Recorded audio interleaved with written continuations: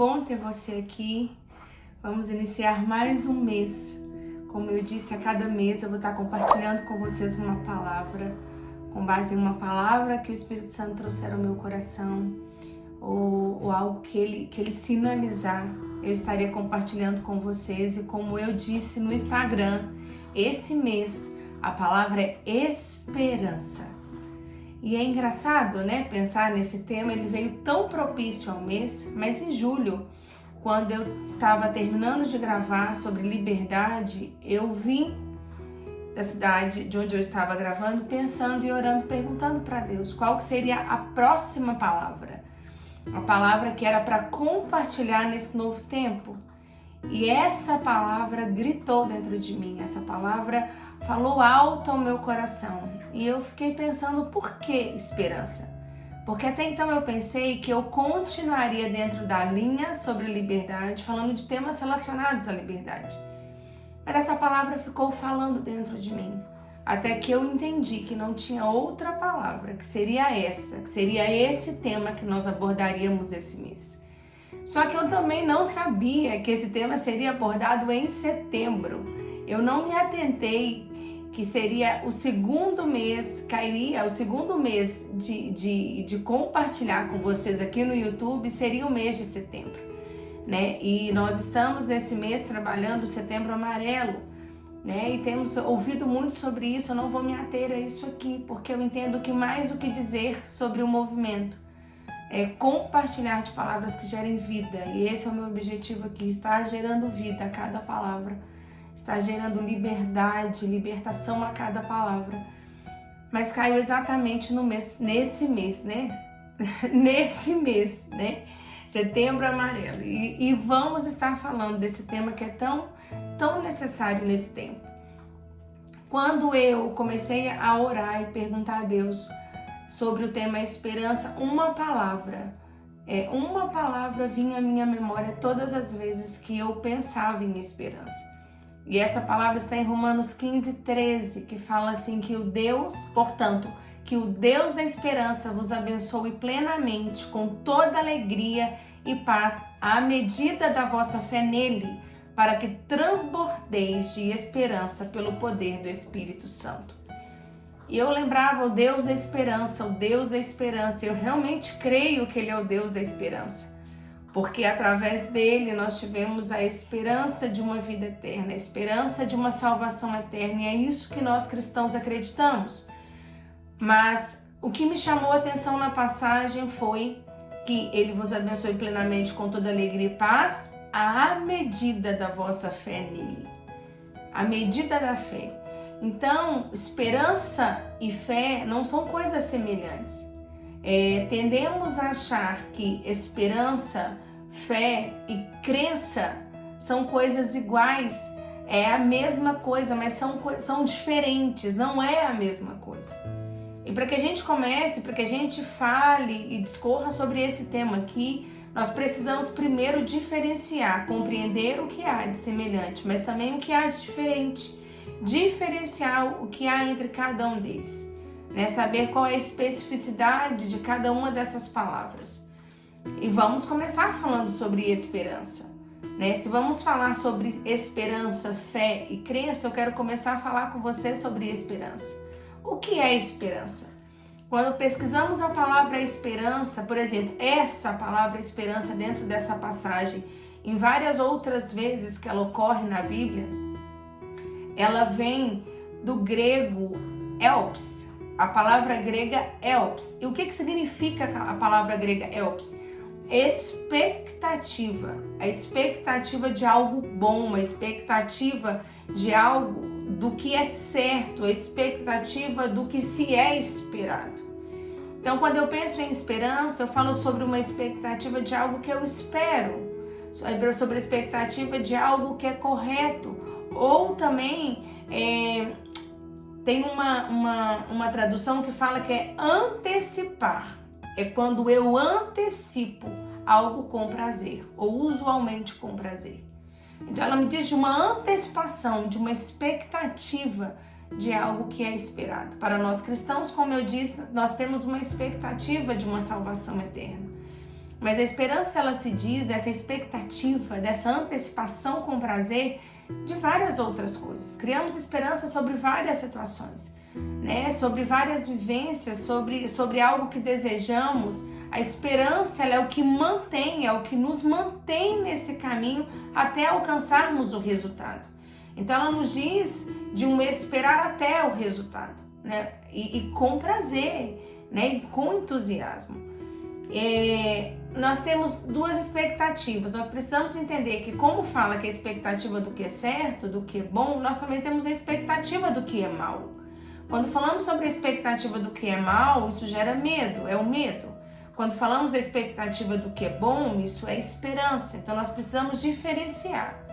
E aí esse tema, para mim, ele se torna extremamente importante e pertinente nesse tempo. Nesse tempo hoje que nós estamos vivendo.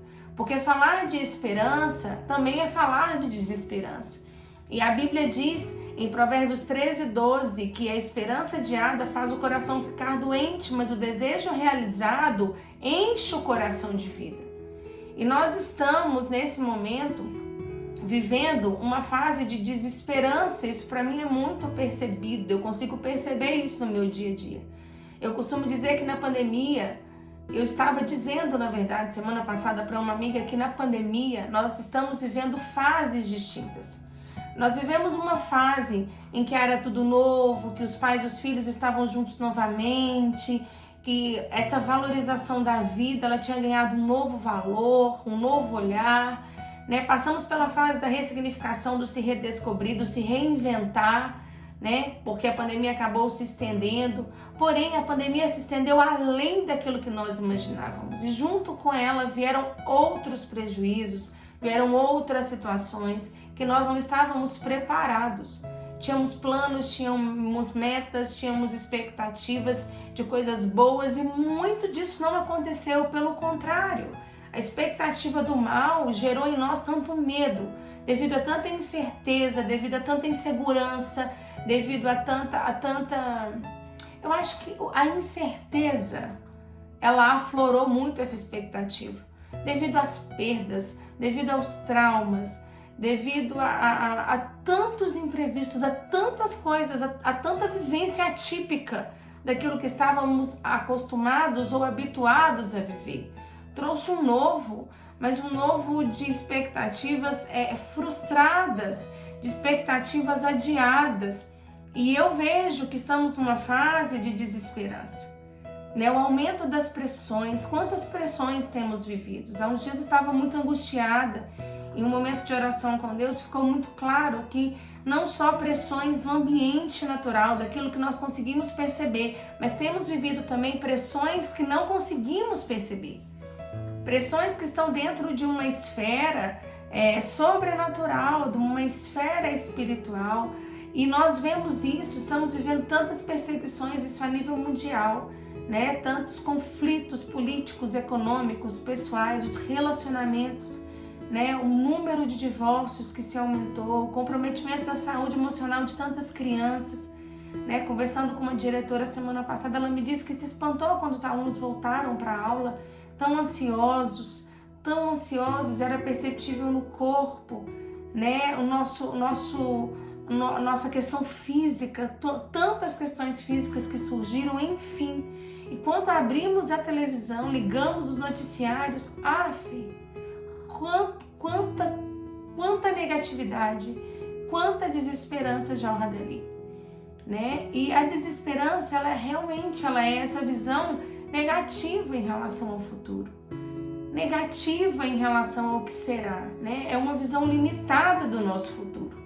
E é exatamente essa a realidade ao qual nós estamos nela hoje, né? Se olharmos para as circunstâncias, não há uma expectativa de condições melhores.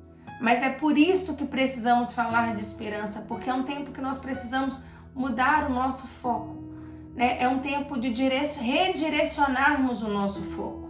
Ficamos muito pautados nas situações que vivemos aqui nesses últimos anos, nesse último ano e meio, né? Mas nós precisamos mudar o nosso foco.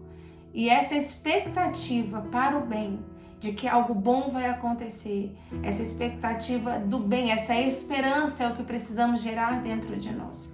E não tem como falarmos disso sem dizermos da fé e sem dizermos da crença. Mas para falarmos de fé e para falarmos de crença, nós não vamos conseguir falar disso nesse vídeo, nós vamos falar no próximo vídeo. Nós precisamos entender que mais do que sobreviver, nós precisamos desejar viver. Hoje estamos acionados em um modo de sobrevivência, né? O TEPT é algo, o transtorno de estresse pós-trauma, o transtorno de estresse pós-trauma complexo é algo que eu estudo há tantos anos, é um tema que me chama atenção e que me levou a estudar e me aliançar pessoas que eram experientes, eram especialistas nessa área há tantos anos. Hoje é algo que quase que generalizado, porque estamos todos expostos às mesmas situações, às mesmas pressões, à mesma tempestade, cada um vivendo essa tempestade dentro do seu barco. Nem todos estamos vivenciando da mesma forma, mas estamos todos expostos a essa mesma tempestade. E frente a isso, eu quero falar com você, eu quero discorrer um pouco mais sobre o tema fé e sobre o tema crença no próximo vídeo e nos demais. Nós vamos entender qual o impacto disso sobre nós, como esses se interrelacionam, como esses temas estão interligados, porque eles estão interligados, como isso nos beneficia e como isso nos afeta e o que nós podemos fazer, qual que é o caminho que nós podemos trilhar em relação a isso para gerarmos em nós uma esperança, para gerarmos em nós uma maior flexibilidade, uma maior expectativa do futuro, nesse tempo tão urgente, tão necessário, onde isso seja desenvolvido. Até o próximo vídeo, viu? E obrigado, seja bem-vindo a esse mês, o mês da esperança.